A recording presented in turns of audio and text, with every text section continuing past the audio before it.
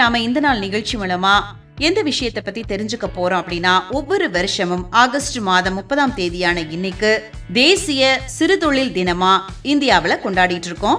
சிறு தொழில்களின் வளர்ச்சியை ஊக்குவிக்கவும் நாட்டின் பொருளாதாரத்திற்கு அவை வழங்கக்கூடிய பங்களிப்பை கொண்டாடுறதுக்காகவும் தான் இந்த நாள் அர்ப்பணிக்கப்பட்டிருக்கு. நாட்டின் ஒட்டுமொத்த உற்பத்தி மற்றும் பொருளாதார மேம்பாட்டுல சிறு தொழில்கள் முக்கிய பங்கு வகிக்குது. விவசாயத்திற்கு அடுத்தபடியாக அதிகப்படியான மக்களுக்கு வேலை வாய்ப்பை வழங்கக்கூடிய துறையா புதிய தொழில் முனைவோரை உருவாக்குவதும் கிராமப்புற மற்றும் பின்தங்கிய பகுதிகளின் முன்னேற்றத்திற்கும் இது உதவுது. 2000 ஆண்டு ஆகஸ்ட் மாதம் 30ஆம் தேதி அன்று சிறு தொழில் நிறுவனங்களுக்கு உதவ மத்திய அரசு ஒரு விரிவான கொள்கை திட்டத்தை அறிவிச்சாங்க. அதன் தொடர்ச்சியாக 2001ஆம் ஆண்டு முதல் மத்திய சிறு தொழில் அமைச்சகத்தால் இந்த தினம் அதிகாரப்பூர்வமா கொண்டாடப்பட்டு வந்துட்டு இருக்கு.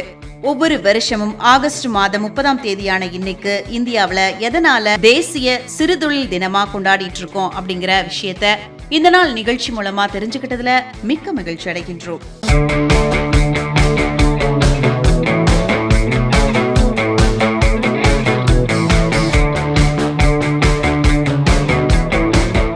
இப்ப நாம இந்த நாள் நிகழ்ச்சி மூலமா எந்த விஷயத்தை பத்தி தெரிஞ்சுக்க போறோம் அப்படின்னா, ஒவ்வொரு வருஷமும் ஆகஸ்ட் மாதம் 30ஆம் தேதியான இன்னைக்கு உலகெங்கும் காணாமற் போனோர் நாளாக அனுசரிச்சிட்டு இருக்கோம்.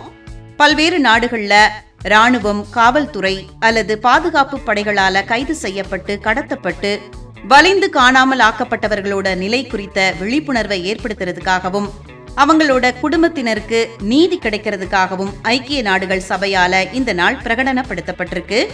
1981ஆம் ஆண்டு கோஸ்டாரிக்காவில் தொடங்கப்பட்ட கைதாகி காணாமற் போனோரின் உறவினர்களின் கூட்டமைப்பு என்ற அரசு சாரா அமைப்பு முயற்சியால இந்த தினம் முதலா முன்னெடுக்கப்பட்டிருக்கு. உலகளவில் அதிகரிச்சு வந்த கடத்தல்கள் மற்றும் ரகசிய சிறை வைப்புகளுக்கு எதிராக 2010 டிசம்பர்ல ஐக்கிய நாடுகள் பொது சபை தீர்மானம் நிறைவேற்றினாங்க. அதன் அடிப்படையில 2011 முதல் ஆகஸ்ட் 30ஆம் தேதி அதிகாரப்பூர்வ சர்வதேச நாளாக கடைபிடிச்சிட்டு வரோம். இந்த நாளோட முக்கிய நோக்கம் என்ன அப்படின்னா, ரகசிய இடங்கள்ல மிக மோசமான சூழல்ல அடைச்சு வைக்கப்பட்டுள்ள நபர்களோட அவல நிலையை உலகுக்கு வெளிச்சமிட்டு காட்டுறது, தங்களோட அன்புக்குரியவர்கள் உயிரோட இருக்காங்களா இல்லையா அப்படிங்கிற உண்மை கூட தெரியாம தவிக்கக்கூடிய குடும்பங்களின் உரிமைகளை பாதுகாக்கிறதுக்காகவும் மனித உரிமை ஆர்வலர்கள், சாட்சிகள் மற்றும் பாதிக்கப்பட்டவர்களின் வழக்கறிஞர்களுக்கு விடுக்கப்படக்கூடிய அச்சுறுத்தல்களை தடுத்து அவங்களுக்கு பாதுகாப்பு வழங்குறது தான் இந்த நாளோட முக்கிய நோக்கமா கருதப்படுது. இலங்கை உள்நாட்டு போர்க்காலத்திலும் அதற்கு பின்னரும் தமிழ் மக்கள் பல்லாயிரக்கணக்கில் வலிந்து காணாம ஆக்கப்பட்டிருக்காங்க. அதனால ஆண்டுதோறும் ஆகஸ்ட் 30ஆம் தேதியான இன்னைக்கு முல்லைத்தீவு, யாழ்ப்பாணம், வவுனியா, மட்டக்களப்பு போன்ற வடகிழக்கு இலங்கை பகுதிகளிலும் உலகெங்கும் வாழும் புலம்பெயர் தமிழர்களாலும் சர்வதேச விசாரணை மற்றும் நீதி கோரி கவன ஈர்ப்பு போராட்டங்களும் மாநாடுகளும் உணர்வு பூர்வமா நடத்தப்படுது. ஒவ்வொரு வருஷமும் ஆகஸ்ட் மாதம் 30ஆம் தேதியான இன்னைக்கு உலகெங்கும் அனைத்து உலக காணாமற் போனோர் நாளா எதனால நம்ம அனுசரிச்சுட்டு இருக்கோம் அப்படிங்கிற விஷயத்தை இந்த நாள் நிகழ்ச்சி மூலமா தெரிஞ்சுக்கிட்டதுல மிக்க மகிழ்ச்சி அடைகின்றோம்.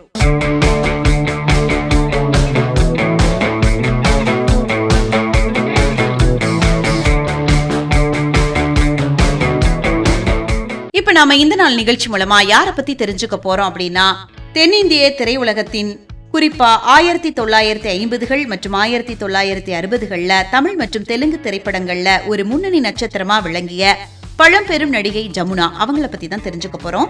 ஜமுனா அவர்கள் 1936ஆம் ஆண்டு ஆகஸ்ட் மாதம் 30ஆம் தேதி அன்னைக்கு பிறந்திருக்காங்க. 2023ஆம் ஆண்டு ஜனவரி மாதம் 27ஆம் தேதி அன்னைக்கு காலமாயிருக்கிறாங்க. தன்னோட 16வது வயதுல புட்டிலு அப்படிங்கிற தெலுங்கு திரைப்படம் மூலமா திரையுலகத்துல நுழைஞ்சிருக்காங்க. தமிழ்ல எல்வி பிரசாத்தின் இயக்கத்துல வெளியான மிஸ்ஸியம்மா அப்படிங்கிற திரைப்படம் இவங்களுக்கு மிகப்பெரிய திருப்பு முனையா அமைஞ்சது. இதுல சாவித்ரி மற்றும் ஜெமினி கணேசனோட இணைஞ்சு நடிச்சிருப்பாங்க. இவங்க நடிச்ச முக்கியமான தமிழ் திரைப்படங்கள் அப்படின்னு பார்த்தோம்னா, தென்னாலி ராமன், கடன் வாங்கி கல்யாணம், தங்கமலை ரகசியம், நல்ல தீர்ப்பு, தாயில்லா பிள்ளை மற்றும் மனிதன் மாறவில்லை. இந்த படங்கள் எல்லாமே இவங்களுக்கு வெற்றிகரமான படங்கள் அப்படின்னு சொல்லலாம். தமிழ், தெலுங்கு, கன்னடம் அப்படின்னு தென்னக மொழிகள் மட்டும் இல்லாம இந்தி திரையுலகத்திலையும் நுழைஞ்சு மிலன் திரைப்படத்திற்காக பிலிம்பேர் சிறந்த துணை நடிகை விருதை வென்றிருக்கிறாங்க ஜமுனா அவர்கள். மொத்தம் 190க்கும் மேற்பட்ட திரைப்படங்கள்ல நடிச்சிருக்காங்க. திரையுலகத்துல எதற்கும் அஞ்சாத தைரியமான மற்றும் சுயமரியாதை மிக்க ஒரு பெண்ணாகவே அறியப்பட்டிருக்காங்க. 1980களில் இந்திரா காந்தியோட தலைமையால ஈர்க்கப்பட்டு காங்கிரஸ் கட்சியில இணைஞ்சிருக்காங்க. 1989ஆம் ஆண்டு ஆந்திராவின் ராஜமுந்திரி தொகுதியில போட்டியிட்டு நாடாளுமன்ற உறுப்பினரா தேர்ந்தெடுக்கப்பட்டு மக்கள் பணியாற்றி இருக்கிறாங்க ஜமுனா அவர்கள். தென்னிந்திய திரையுலகத்துல குறிப்பா 1950கள் மற்றும் 1960களில் தமிழ் மற்றும் தெலுங்கு திரைப்படங்கள்ல ஒரு முன்னணி நட்சத்திரமா விளங்கிய பழம்பெரும் நடிகை ஜமுனா அவங்கள பத்தின நிறைய விஷயங்களை இன்னைக்கு நாம இந்த நாள் நிகழ்ச்சி மூலமா தெரிஞ்சுக்கிட்டதுல மிக்க மகிழ்ச்சி அடைகின்றோம்.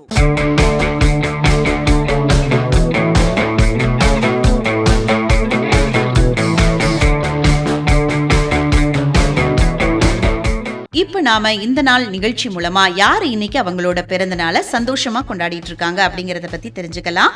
1980 மற்றும் 1990களில் தமிழ் மற்றும் தெலுங்கு திரையுலகத்துல முன்னணி நடிகராகவும் தற்போதைய காலகட்டத்துல குணச்சித்திர நடிகராகவும் விளங்கக்கூடிய ஒரு இந்திய திரைப்பட கலைஞரான ஆனந்த் பாபு அவங்க தான் இன்னைக்கு அவங்களோட பிறந்த நாளை சந்தோஷமா கொண்டாடிட்டு இருக்காங்க. இவங்க தமிழ் சினிமாவின் நகைச்சுவை சக்கரவர்த்தி என போற்றப்படக்கூடிய மறைந்த நடிகர் நாகேஷோட பையன் அப்படிங்கிறது எல்லாருக்குமே தெரிஞ்ச விஷயம்தான். ஆனந்த் பாபு அவர்களுக்கு இந்த நாள் நிகழ்ச்சி மூலமா இனிய பிறந்த நாள் நல்வாழ்த்துக்களை சொல்லிக்கலாம். ஆனந்த் பாபு தன்னோட தந்தை நாகேஷ மாதிரியே திரையுலகத்துல தன்னோட அசாத்திய நடன திறமைக்காக மிகவும் புகழை பெற்றாரு அப்படின்னு சொல்லலாம். இவங்களோட வேகமான மற்றும் லாவகமான நடன அசைவுகள் அந்த காலகட்டத்து இளைஞர்களை பெரிதும் கவர்ந்தது அப்படின்னு சொல்லலாம். டி ராஜேந்திரோட இயக்கத்துல வெளியான தங்கைக்கோர் கீதம் திரைப்படம் மூலமா நடிகரா அறிமுகமானாங்க ஆனந்த் பாபு அவர்கள். அதுக்கப்புறமா இவங்க ஹீரோவா நடிச்ச முக்கியமான படங்கள் அப்படின்னு பார்த்தோம்னா 1980கள் மற்றும் 90களில் புது வசந்தம், வானமே எல்லை, பாடும் வானம் பாடி, புரியாத புதிர், சேரன் பாண்டியன், நான் பேச நினைப்பதெல்லாம், இந்த படங்கள் எல்லாமே இவங்களுக்கு சூப்பர் ஹிட் படங்கள் அப்படின்னு சொல்லலாம். இந்த படங்கள் எல்லாத்திலையுமே முதன்மை மற்றும் முக்கிய கதாபாத்திரங்கள்ல ஆனந்த் பாபு அவர்கள் நடிச்சிருப்பாங்க. நீண்ட இடைவேளைக்கு அப்புறமா KS ரவிக்குமாரோட ஆதவன் படத்துல நடிச்சாங்க. பியார் பிரேமா காதல், அதுக்கப்புறமா தனுஷோட இந்தி திரைப்படமான அட்ராங்கிரே, இந்த படங்கள் எல்லாத்திலுமே குணச்சித்திர மற்றும் தந்தை கதாபாத்திரங்கள்ல நடிச்சிருக்காங்க ஆனந்த் பாபு அவர்கள். வெள்ளித்திரையில மட்டும் இல்லாம சின்ன திரையிலையும் பல வெற்றிகளை தந்திருக்காங்க ஆனந்த் பாபு அவர்கள். சன் டிவி மற்றும் விஜய் டிவியோட புகழ்பெற்ற சீரியல்களான சூலம், மௌனராகம், முத்தழகு, கிழக்கு வாசல் மற்றும் பூங்காற்று திரும்புமா போன்ற தொடர்கள்ல நடிச்சு இல்லத்தரசிகளோட மனதையும் வென்றாரு அப்படின்னு சொல்லலாம். ஆனந்த் பாபு அவர்களுக்கு இந்த நாள் நிகழ்ச்சி மூலமா ஸ்பெஷலான வாழ்த்துக்களை தெரிவிச்சுக்கலாம்.